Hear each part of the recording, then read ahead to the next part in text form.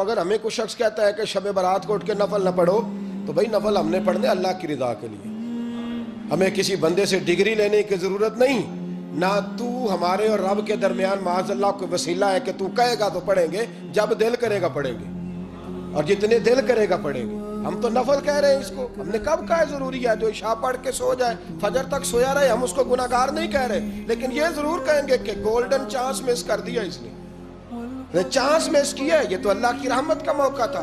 حضرت سیدہ عائشہ صدیقہ رضی اللہ تعالی عنہا ارشاد فرماتی ہیں کہ شعبان کی 15ویں رات تھی، یعنی شب برات کی رات، فرماتی ہیں شعبان کی 15ویں رات تھی، میں نے اچانک نظر ڈالی تو حضور میرے بستر میں تھے، پھر میری نظر پڑی تو حضور نہیں تھے، میرے دل میں گمان آیا، خیال آیا کہ شاید کسی اور زوجہ کی طرف حضور کا میلان تباہ ہو گیا ہو، وہاں تشریف لے گئے ہوں۔ فرماتی میں اٹھی باہر گئی تو نبی کریم علیہ السلام جنت البقیع میں تھے، قریب ایک جگہ پہ حضور دعائیں مانگ رہے تھے۔ فرماتے میں گیا تو حضور فرمانے لگے ابو بکر کی بیٹی تو نے کیا گمان کیا کہ اللہ کا رسول تیری حق تلفی کرے گا؟ عرض کی حضور آپ مالک ہیں، کہیں اور جانا چاہیں تو میری طرف سے پابندی نہیں۔ کہتی ہے وہاں کھڑے کھڑے میرے رسول کریم نے بیان فرمایا، یہ ترمذی کے لفظ ہیں، حضور نے فرمایا عائشہ یہ شعبان کی 15ویں رات ہے، مدینے میں سب سے زیادہ بکریاں بنو کلب کا قبیلہ پالتا تھا، فرمایا آج کی رات بنو کلب کے قبیلے کی بکریوں کی تعداد کے مطابق اللہ میری امت کے لوگوں کی بخشش فرما دے گا۔ یہ وہ رات ہے۔ جناب عائشہ صدیقہ رضی اللہ تعالی عنہ نے بات رات کو سنی تنہائی میں نبی پاک سے، رات کو تنہائی میں حضور سے سنی، سویرے جناب عائشہ نے کل امت کو بتائی۔ اگر یہ بات اہمیت والی نہ ہوتی تو بی بی صاحب آگے روایت کرتی، یہ کتابوں میں آتی، یہ لوگوں کو بتاتی۔ حضرت عائشہ نے روایت کیا اور مولا علی شیر خدا نے تو کھل کے کہا، ابن ماجہ میں ہے، حضرت علی سے پیار کرنے والوں کے لیے الگ عنوان، مولا علی نے کھل کے فرمایا شعبان کی 15ویں رات کو رات عبادت کرنا اور سویرے روزہ رکھنا۔ حضرت علی کے لفظ بائی نہیں سیاستہ میں، رات کو روز عبادت کرنا، دن کو روزہ رکھنا۔ ویسے تو رب کریم ہر روز تہجد کے وقت پہلے آسمان پر نزول اجلال فرماتا ہے اور لوگوں کو فرماتا ہے کوئی بخشش مانگنے والا، اور فرمایا ہر روز تہجد کے وقت یہ اعلان ہوتا ہے، پر شب برات کو نا شروع رات سے یہ اعلان شروع ہو جاتا ہے۔ ادھر دیکھو میری طرف، مغرب سے اعلان شروع ہو جائے گا۔ اللہ کرے آپ کو سمجھ آئے، اللہ کرے آپ کو، اور بھائی یہاں بار لوٹ سیل لگ جائے، یہاں ابھی سیل لگ جائے، 5000 والا جوڑا 1500 میں، تو رش ختم ہوگا۔ اور بھائی اگر یہ لگ جائے، چلو یہ تو دور کی بات ہے نا، ہم تو لنگر والے لوگ ہیں، اگر لنگر کا اعلان ہو جائے یہ بڑا تگڑا ہے، بڑا تگڑا۔ ہمارے ہاں تو شادی کی روٹی کھلتی ہے تو لوگ آخری روٹی سمجھ کے کھاتے ہیں، یہ تو شاید اللہ ماشاءاللہ یہ آخری ہے، اس کے بعد نہ ملے گی۔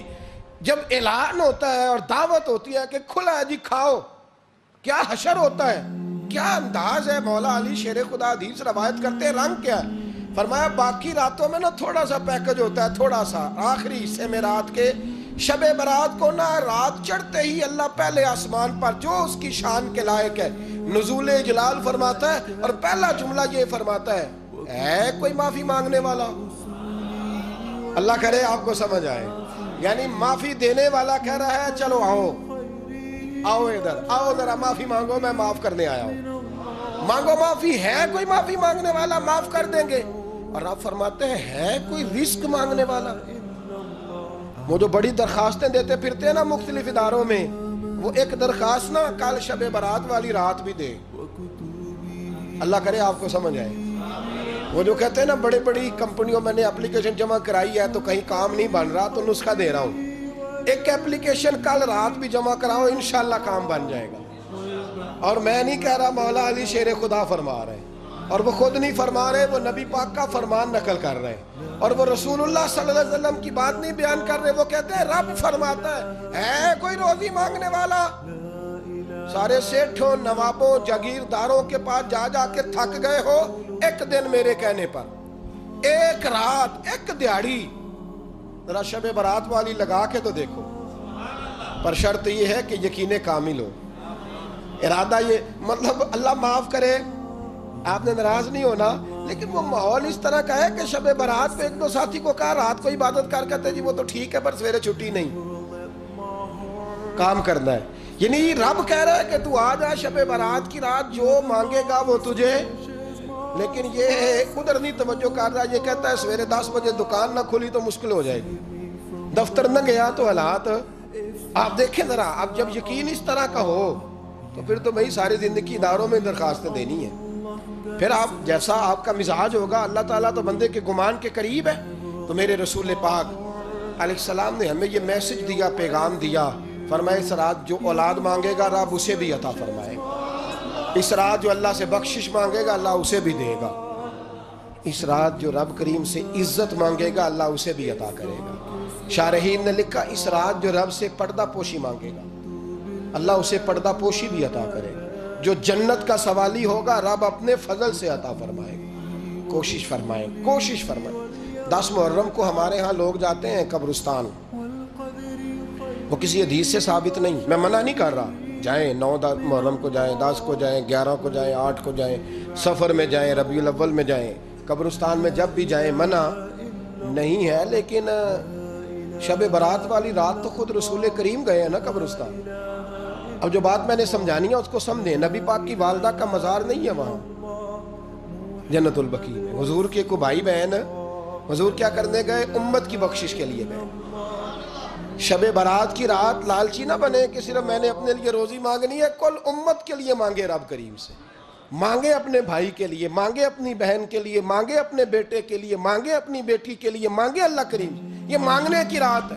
پچھلی راتی رحمت رب دی کرے بلند آوازہ، بخشش منگن وارے کارن کھلا جے دروازہ. آئیں اللہ کی بارگاہ میں اس رات کو کھل کے دعا مانگیں. قبرستانوں میں نا کچھ قبریں ایسی ہیں کہ جو بتاتی ہیں کہ سالوں بیت گئے ہیں کوئی آیا نہیں. کچھ قبریں بتاتی ہیں.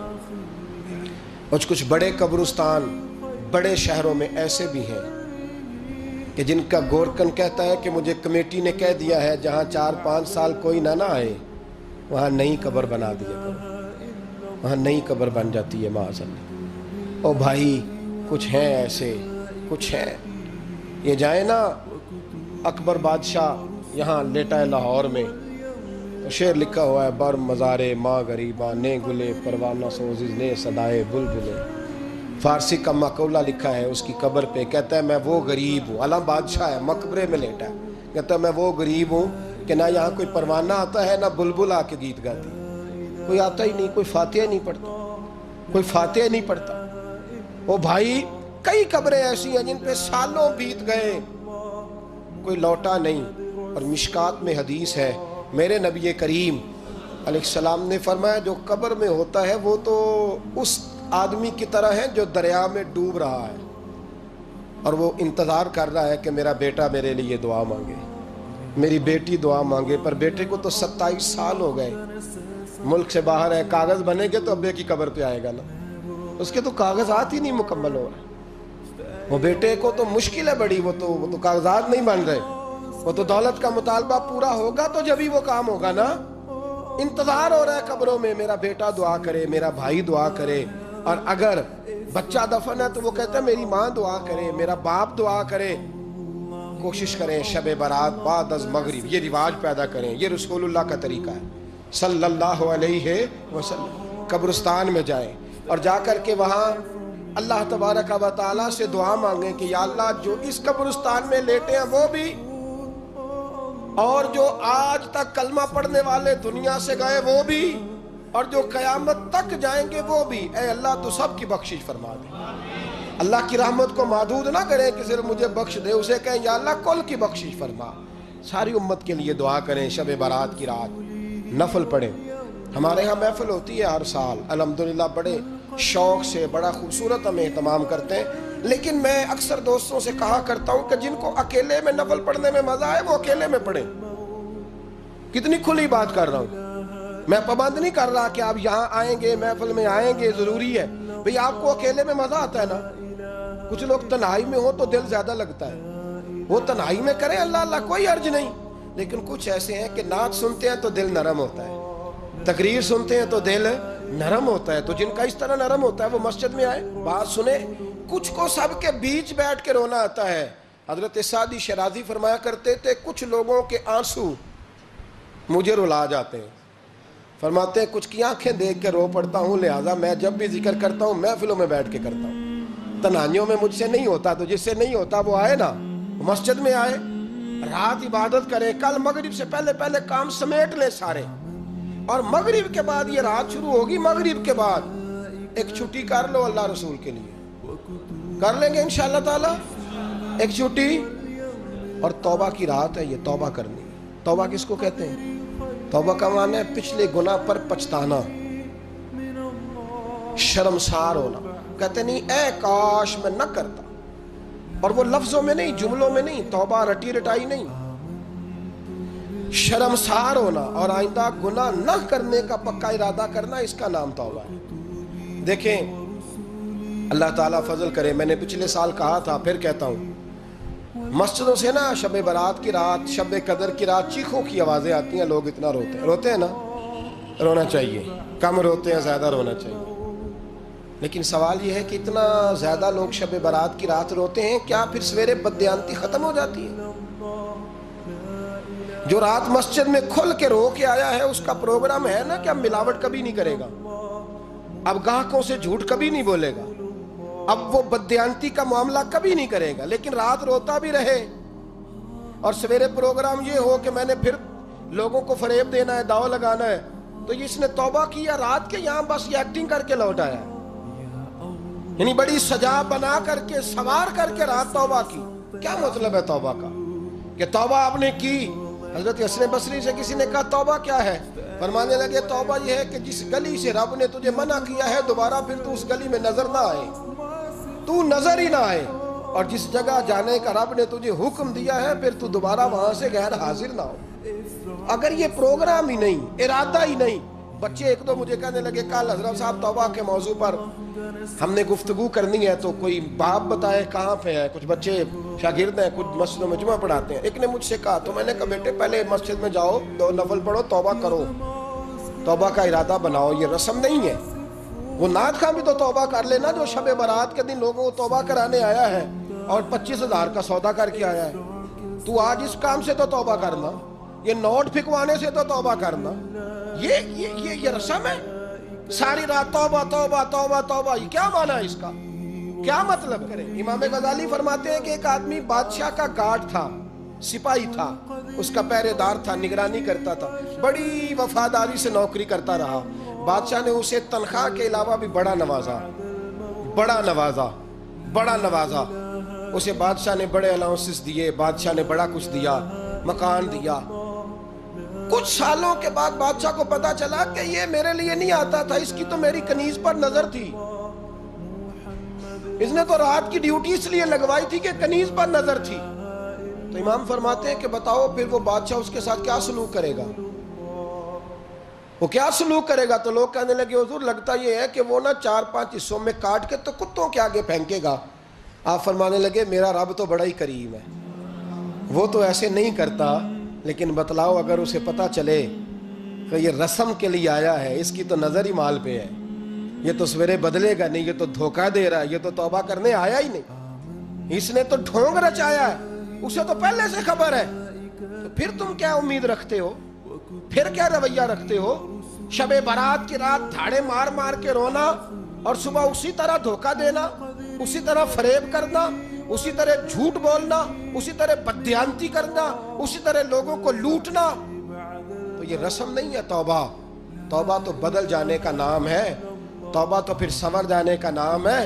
توبہ تو اس طرح ہے جس طرح حضرت ابراہیم ابن ادھم نے کی تھی، وقت کے بادشاہ تھے، بادشاہ جب توبہ کی تو پھر ہر چیز چھوڑ دی، پھر مال لوگوں میں بانٹ دیا اور پھر ٹاٹ کا لباس پہن کر زندگی گزاری۔ لوگوں نے کہا حضور یہ تبدیلی ہے؟ فرمایا تبدیلی نہیں، یہ میری توبہ ہے، یہ میری توبہ ہے۔ جب توبہ کی تو پھر بدل کے کی، جب توبہ کی تو پھر تبدیل کیا آپ نے۔ یہ کیا توبہ ہوئی؟ ساری رات روتے رہے، سویرے دکان پہ جا کے پھر قسم اٹھائی کہ مجھے تو پڑتا ہی 11,000 کا ہے، یہ توبہ ہے؟ تو آپ نے اور میں نے توبہ کرنی ہے تو انشاءاللہ تعالیٰ اس طرح کرنی ہے کہ پھر 15ویں شعبان کو بدل جائے۔ یہ جو موقع آتے ہیں نا شب برات کے، شب قدر کے، یہ بنیادی طور پر اللہ تعالیٰ کی طرف سے دی ہوا موقع ہوتا ہے کہ چلو تمہیں چانس دیتے ہیں، تمہیں چانس دیتے ہیں، پابندی کوئی نہیں، لیکن رب کی طرف سے نا موقع ملتا ہے، چلو تمہیں ایک موقع دیتے ہیں، چلو اپنے آپ کو کلیئر کر لو، تمہیں موقع دیتے ہیں۔ یا اللہ کیا کرے، کچھ بھی نہیں، آ کے نا سچے دل سے 2 رکعتیں پڑھ کے توبہ کرو، عرش کا مالک پچھلے سارے ہی معاف کر دے گا۔ کچھ بھی نہیں، آؤ موقع ہے۔ ان لوگوں کی باتوں پہ نہ جائیں جو بلا وجہ پریشان کرتے ہیں، ہمیں بھی روز ہی سوال آتے ہیں، دل نہیں کرتا، کچھ باتیں ایسی ہیں جو کرنے کو طبیعت نہیں چاہتی، میں کروں گا بھی نہیں۔ لوگوں کو شب برات کا حوالہ بھی نہیں مل رہا، حالانکہ ترمذی شریف میں حدیث موجود ہے، صحاح ستہ کی روایت ہے، ترمذی میں موجود ہے۔ پہلے کہتے ہیں صحاح ستہ سے دکھاؤ، جب صحاح ستہ سے مل گئی تو آپ اور کدھر جانا ہے؟ اور ابن ماجہ میں موجود ہے مولا علی کی روایت، اور ذرا ترتیب دیکھیے گا، یہ ترمذی کی حدیث ہے، اور امام ترمذی نے تو پورا باب باندھا ہے 15ویں شعبان پر، پورا باب۔ اب تمہاری مرضی ہے، اگر تم نہیں بات کو سمجھنا چاہتے۔ اور مجھے پتا کیوں یہ شب برات کیا لگتا ہے، مجھے کبھی کبھی یوں لگتا ہے کہ رب فرماتا ہے کہ رمضان سے 15 دن پہلے ہی پکی سچی توبہ کر لے، تیاری کر، پاک صاف ہو جا، تاکہ جب رمضان آئے نا تو پھر تجھے پاک ہونے کی ضرورت نہ پڑے، بس پھر تو آتا جائے اور میں تیرے اوپر رحمت نچھاور کرتا جاؤں۔ بس تو پہلے ہی تیاری کر، 15 دن پہلے ہی، 14 دن پہلے تیار ہو جا۔ کل رات اپنے آپ کو ذہنی طور پر تیار کریں، بچوں کو تیار کریں، گھروں کو تیار کریں۔ اب جب مہمان آتے ہیں نا بڑا کچھ کرتے ہیں، شب برات آئے تو مصلی ایک دفعہ دھویا کریں، ایک دفعہ مصلی دھویا کریں۔ فرش دھوتے ہیں نا، مہمانوں نے آنا ہے تو ایک کمرے کا فرش دھو کے صاف کریں کہ خواتین نے یہاں ساری رات نماز پڑھنی، یہ ارادے بنائیں۔ جس طرح آپ کہتے ہیں نا رات کو سفر کرنا ہے تو دوپہر میں تھوڑا آرام نہ کر لوں تو کل دوپہر میں آرام کر لیں، تاکہ رات کو رب رب کرنا آسان ہو جائے، اللہ کی بارگاہ میں بیٹھنا آسان ہو جائے۔ مکمل طور پر ذہنی طور پر اپنے آپ کو تیار کریں۔ یہاں بھی محفل ہوگی انشاءاللہ، عشاء کے متصل بات شروع ہو جائے گی، 12 بجے تک محفل چلے گی، پھر 12 بجے کے بعد نماز تسبیح پڑھی جائے گی، پھر 1 بجے پھر دوبارہ آپ کو اجازت دی جائے گی، کوئی انفرادی طور پر گھنٹہ سوا اپنی الگ سے کوئی عبادت کرنا چاہے تو وہ تب بھی ممکن ہو، جیسے آپ کو موقع بنے۔ میں کہہ چکا ہوں